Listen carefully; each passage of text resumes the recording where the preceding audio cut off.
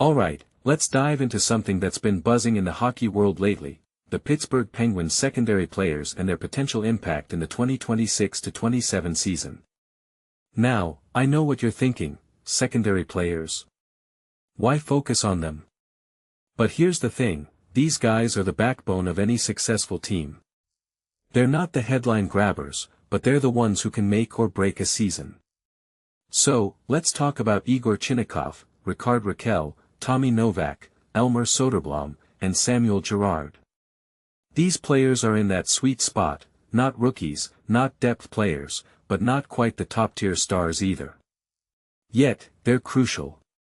So, let's break it down, starting with Egor Chinakhov and his over/under of 28.5 goals. What makes Chinakhov so fascinating is his trajectory. When he was traded to the Penguins from the Blue Jackets in 2025-26, something clicked. He went from a promising but inconsistent player to a guy who looked like he could be a legitimate star. His 18 goals in 43 games with the Penguins. That's a 34-goal pace over a full season. But here's where it gets interesting, can he sustain that? Personally, I think the answer is no, not because he's not talented, but because that 17% shooting percentage feels unsustainable. What many people don't realize is that even if he regresses slightly, he's still a 25 to 30 goal scorer, which is nothing to sneeze at.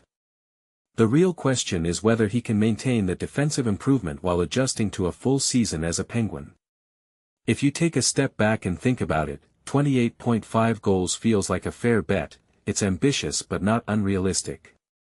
Now, let's talk about Rickard Rakell and his over/under of 30.5 goals. Rakell is one of those players who doesn't get enough credit. Sure, he had a down year in 2023-24, but since then, he's been a consistent 30-goal threat. What makes this really interesting is his age, he'll be 33 next season. Typically, that's when players start to decline, but Rakell doesn't seem to be slowing down. In my opinion, the bigger concern isn't his age, but his injury history.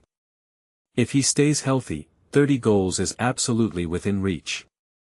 But if he misses significant time, that number could drop fast. One thing that immediately stands out is how versatile he's become, playing center when needed, for example. This raises a deeper question, how much can the Penguins rely on him as they transition their roster?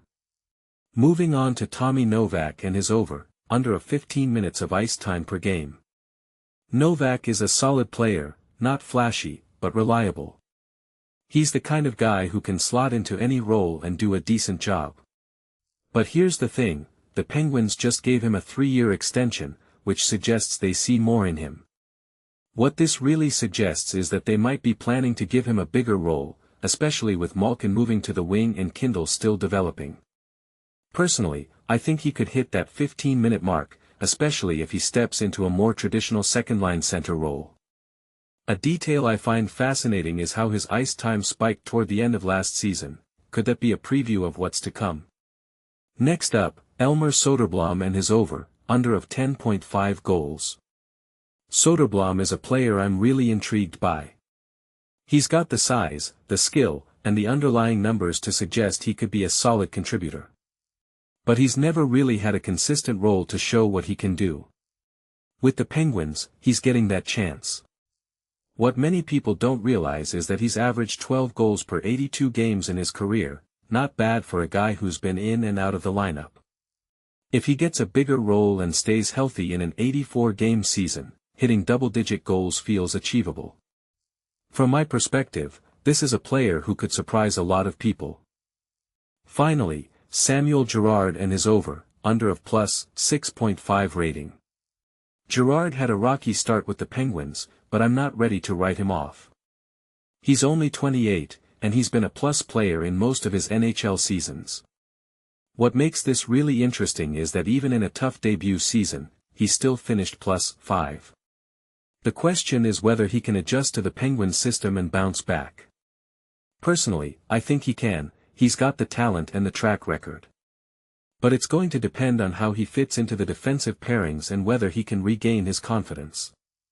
If you take a step back and think about it, a +6.5 rating feels like a fair challenge for him. So, what's the bigger picture here? These players aren't just filler, they're the guys who could determine whether the Penguins are contenders or pretenders in 2026 to 27. What this really suggests is that the Penguins are betting on a mix of proven talent and untapped potential. In my opinion, that's a smart strategy, but it's also a risky one. If these players step up, the Penguins could be dangerous. If they don't, it could be a long season. What do you think? Are these overs/unders fair, or am I way off base? Let me know in the comments, I'd love to hear your take.